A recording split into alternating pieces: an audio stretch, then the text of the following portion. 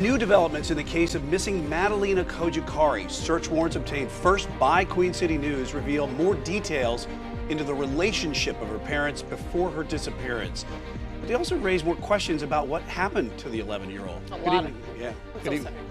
Go right ahead. A lot of questions coming out tonight, and one of the big questions, where is Madalina right now? Queen City News anchor Derek Dellinger live in the Mecklenburg County Courthouse with the details on the warrants. So Derek, according to those warrants, this case really could be linked to drug trafficking. What have you been able to find out?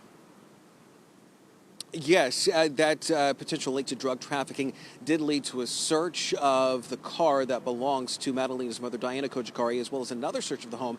This has all happened within the last month. You may remember back in February, we told you that police were back at the home. That is the reason that that was the case. Now, the warrants also indicated that Diana was in touch with a distant relative about possibly smuggling her and her daughter away from the home because of issues within the marriage, specifically to Christopher Palmer. Today, we spoke with that distant relative who did positively identify themselves, but then told us he did not speak English.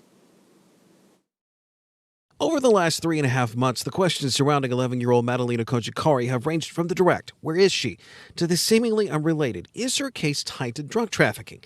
In search warrants obtained by Queen City News, that latter question came into focus. In the days after Madalina went missing, the warrants say that Diana Cojocari had been in contact with a distant relative, and there were ties to people involved in a drug trafficking investigation. Do you know about the Madalina Cojocari case? I don't understand you.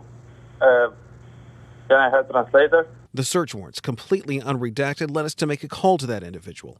While we asked, I don't speak English. I need translator.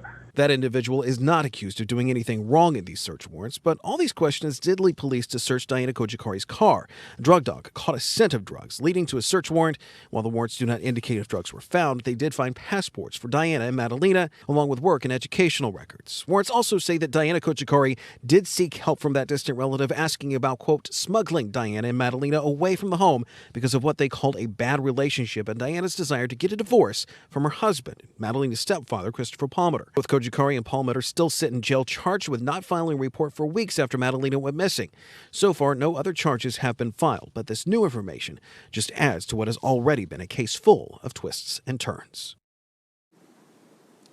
Now, we do need to add that even though some of what we're reporting tonight does indicate that there were questions about smuggling Diana and Madalina Cojocari away from the home, and even though there is increased speculation probably now as a result of this about what may have happened to Madalina, that is still an open investigation. The warrants themselves do not specifically say what happened to Madalina, and again, even tonight, Cornelius police are saying that it's still an open investigation. They're still looking for clues as well as any tips about her whereabouts.